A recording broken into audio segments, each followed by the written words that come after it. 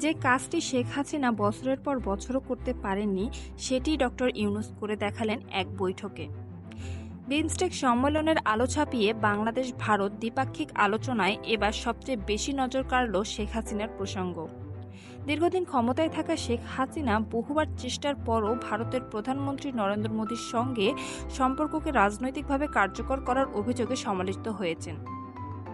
অথচ অন্তর্বর্তীকালীন সরকারের প্রধান উপদেষ্টা ডক্টর মোহাম্মদ ইউনূস দায়িত্ব নেওয়ার অল্প সময়ের মধ্যেই মোদির সঙ্গে মুখোমুখি বৈঠক করলেন, তাও খোলা ভাষায় হাসিনার প্রত্যর্পণ চেয়ে।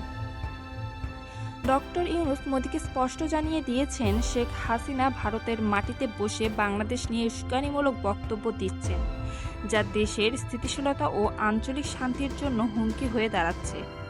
তিনি ভারত সরকারের কাছে অনুরোধ জানিয়েছেন, আদালতের রায় কার্যকর করতে যেন শেখ হাসিনাকে বাংলাদেশে ফেরত পাঠানো হয়।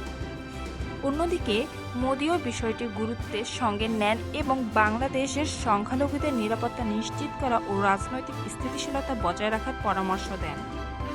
অনেকেই বলেছেন, শেখ হাসিনা যতটা সময় এবং কূটনৈতিক শক্তি দিয়ে মোদির কাছ থেকে প্রতিশ্রুতি আদায় করতে পারেননি, ডক্টর ইউনূস তার প্রথম বৈঠকেই মোদিকে অরাজনৈতিক অস্বস্তিকর এক আলোচনায় টেনে আনতে সক্ষম হয়েছেন। বিশ্লেষকদের মতে এটি শুধু একটি কূটনৈতিক অর্জন নয়, বরং বাংলাদেশের রাজনীতিতে ডক্টর ইউনূসের সক্রিয় ও আত্মবিশ্বাসী অবস্থানের ইঙ্গিত। তিনি স্পষ্ট বার্তা দিয়েছেন, বাংলাদেশের স্বার্থে প্রয়োজন হলে বড় যে কোনো প্রশ্ন তোলার সাহস তার আছে, এমনকি তা যদি শেখ হাসিনার মতো প্রভাবশালী নেত্রীকে নিয়েই হয়। ডক্টর ইউনূস ও মোদির এই বৈঠক শুধু কূটনৈতিক শিষ্টাচার নয়, বরং এটি বাংলাদেশের রাজনৈতিক পরিস্থিতির নতুন এক বার্তা বহন করে।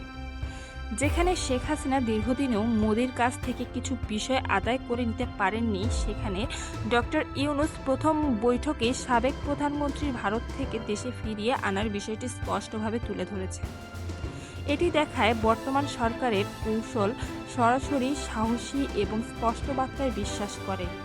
রাজনীতির মঞ্চে এখন অনেকেই কিছুই দ্রুত বদলাচ্ছে, কেউ হারাচ্ছেন প্রভাব, কেউ তৈরি করছেন নতুন বাস্তবতা।